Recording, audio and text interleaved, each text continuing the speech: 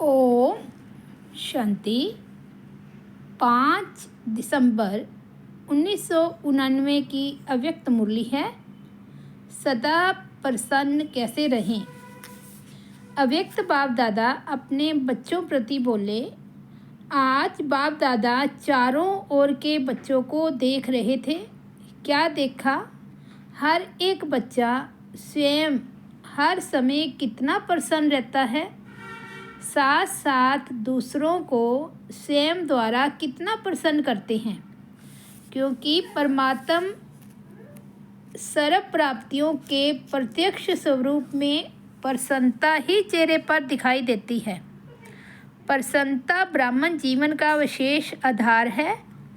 अल्पकाल की प्रसन्नता और सदा काल की प्रसन्नता, सदा काल की संपन्नता की प्रसन्नता, इसमें रात दिन का अंतर है। अल्पकाल की प्रसन्नता और सदा काल की संपन्नता की प्रसन्नता, इसमें दिन रात का अंतर है।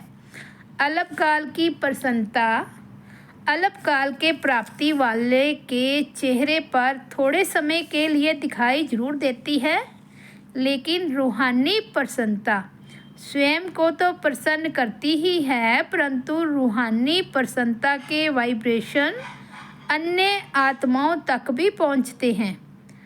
अन्य आत्माएं भी शांति और शक्ति की अनुभूति करती है। जैसे फलदायक वृक्ष अपने शीतलता की छाया में थोड़े समय के लिए मानव को शीतलता का अनुभव कराता है और मानव प्रसन्न हो जाता है, ऐसे परमात्म प्राप्तियों के फल संपन्न रूहानी प्रसन्नता वाली आत्मा दूसरों को भी अपने प्राप्तियों की छाया में तन मन की शांति और शक्ति की अनुभूति कराती है। प्रसन्नता के वाइब्रेशन सूर्य की किरणों समान वायुमंडल को, व्यक्ति को और सब बातें भुलाए सच्चे रूहानी शांति की खुशी की अनुभूति में बदल देते हैं।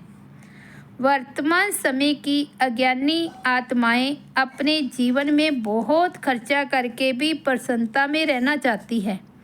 आप लोगों ने क्या खर्चा किया? बिना पैसा खर्च करते भी सदा प्रसन्न रहते हो ना? व औरों की मदद से प्रसन्न रहते हो। बाप दादा बच्चों का चार्ट चेक कर रहे थे। क्या देखा? एक है सदा प्रसन्न रहने वाले और दूसरे हैं प्रसन्न रहने वाले। सदा शब्द नहीं है। प्रसन्नता भी 3 प्रकार की देखी। एक स्वयं से प्रसन्न, दूसरा दूसरों द्वारा प्रसन्न, तीसरा सेवा द्वारा प्रसन्न।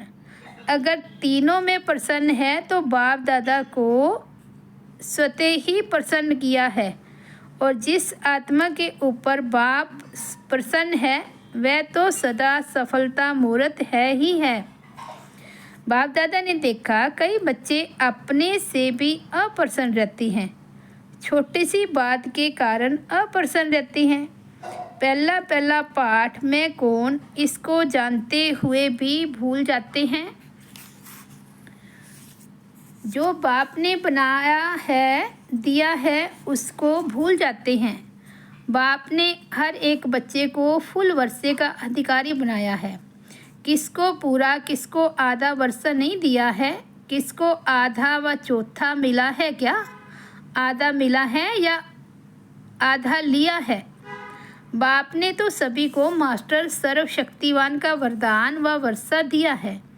ऐसे नहीं कि कोई शक्तियाँ बच्चों को दी और कोई नहीं दी, अपने लिए नहीं रखी। सर्व गुण संपन्न बनाया है, सर्व प्राप्ति स्वरूप बनाया है।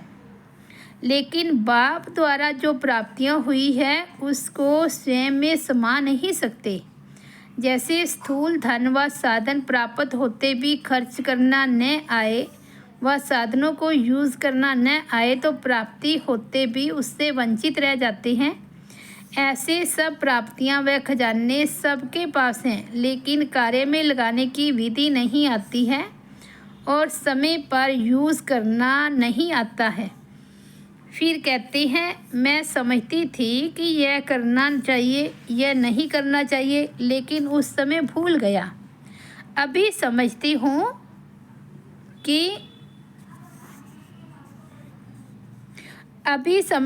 कि ऐसा नहीं होना चाहिए।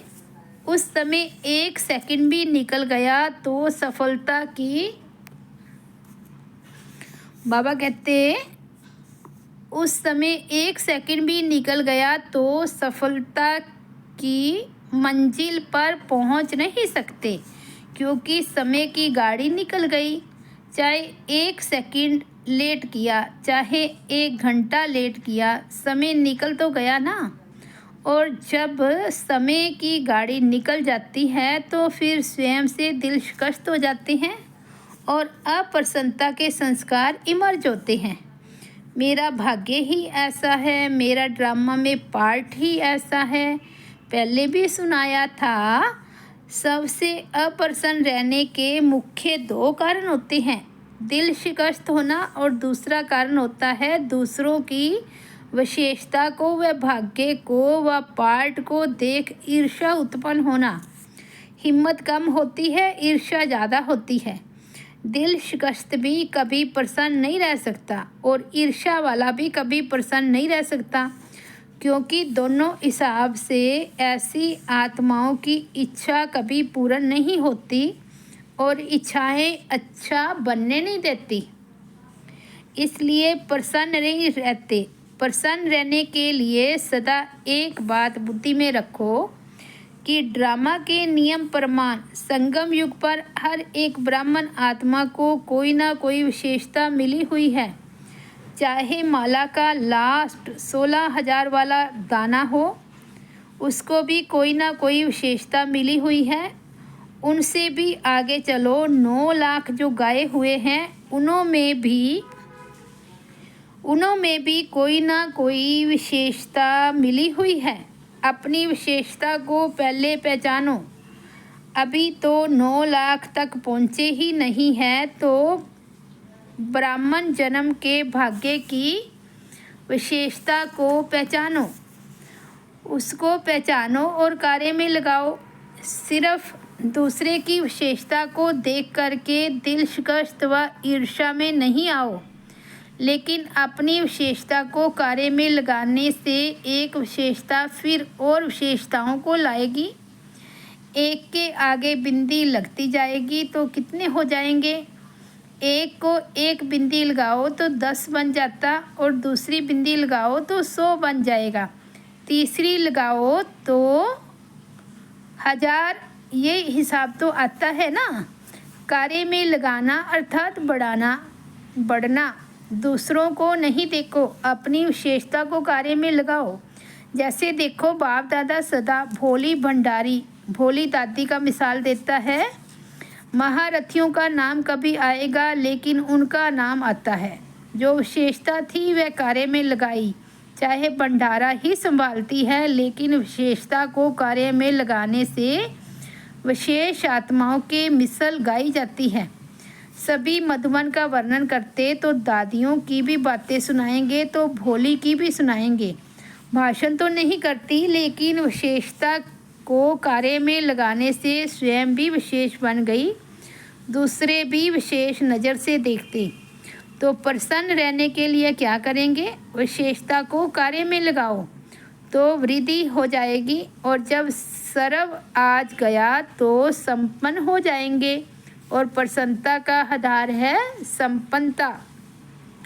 जो सबसे प्रसन्न रहते वह औरों से भी प्रसन्न रहेंगे, सेवा से भी प्रसन्न रहेंगे। जो भी सेवा मिलेगी उसमें औरों को प्रसन्न कर सेवा में नंबर आगे ले लेंगे। सबसे बड़े ते बड़ी सेवा आपकी प्रसन्न मूर्त करेगी। तो सुना क्या चार्ट देखा? अच्छा, टीचर्स को आगे बैठने का भाग्य मिला है, क्योंकि पंडा बनकर आती है तो मेहनत बहुत करती है। एक तो सुखधाम से बुलाएंगे तो दूसरे को विशाल भवन से बुलाएंगे। एक्सरसाइज अच्छी हो जाती है। सेंटर पर तो पैदल करती नहीं हो। जब शुरू में सेवा आरंभ की तो पैदल जाती थी ना। आपकी बड़ी दादियाँ भी पैदल जाती थी। सामान का थैला हाथ में उठाया और पैदल चली। आजकल तो आप सब बने बनाए पर आए हो, तो लक्की हो ना। बने बनाए सेंटर मिल गए, अपने मकान हो गए। पहले तो जमुना घाट पर रही थी। एक ही कमरा, रात को सोने का, दिन को सेवा का होता था। लेकिन खुशी खुशी से जो त्याग किया, उसी के भाग्य का फल अभी खा रही हो। आप फल खाने के टाइम पर आई हो। बुआ, इन्होंने खा आप रही हो। फल खाना तो बहुत सहज है ना। अब ऐसे फल स्वरूप क्वालिटी निकालो, समझा। क्वांटिटी तो है ही, और यह भी चाहिए। 9 लाख तक जाना है तो क्वालिटी और क्वांटिटी दोनों चाहिए। लेकिन 16,000 की पक्की माला तो तैयार करो। अभी क्वालिटी की सेवा पर विशेष अंडरलाइन करो। हर ग्रुप में टीचर्स भी आती, कुमारियाँ भी आती, लेकिन निकलती नहीं है। मधुबन अच्छा लगता है, बाप से प्यार भी है, लेकिन समर्पण होना सोचना है। जो स्वयं ऑफर करता है वह निर्विघ्न चलता है, और जो कहने से चलता है वह रुकता है फिर चलता है। वह बार बार आपको ही कहेंगे, हमने तो पहले ही कहा था सरेंडर नहीं होना चाहिए। कोई कोई सोचती है इससे तो बाहर रहकर सेवा करे तो अच्छा है, लेकिन बाहर रहकर सेवा करना और त्याग करके सेवा करना, इसमें अंतर जरूर है। जो समर्पण के महत्व को जानते हैं वह सदा ही अपने को कई बातों से किनारे हो आराम से आ गए हैं, कई मेहनत से छूट गए। तो टीचर्स अपने महत्व को अच्छी रीति जानते हो ना। नौकरी और ये सेवा दोनों काम करने वाले अच्छे, एक काम करने वाले अच्छे, उन्हों को फिर भी डबल पार्ट बजाना पड़ता है। भल निर्बंधन है, फिर भी डबल पार्ट तो है ना। आपका तो एक ही पार्ट है, प्रवृत्ति वालों को 3 पार्ट बजाना पड़ता। एक पढ़ाई का, दूसरा सेवा का, और साथ साथ प्रवृत्ति को पालने का। आप तो सब बातों से छूट गई। अच्छा, सदा प्रसन्नता की विशेषता संपन्न श्रेष्ठ आत्माएं, सदा अपनी विशेषता को पहचान कार्य में लगाने वाली सेंसिबल और इसेंसफुल आत्माओं को, सदा प्रसन्न रहने वाले, प्रसन्न करने की श्रेष्ठता वाली महान आत्माओं को बाप दादा का याद प्यार और नमस्ते। हम रूहानी बच्चों की रूहानी बाप दादा को याद प्यार, गुड मॉर्निंग और नमस्ते। तो ये थी 5 दिसंबर 1999 की अव्यक्त मुरली। मुरली का हेडिंग है सदा प्रसन्न कैसे रहें। ओम शांति।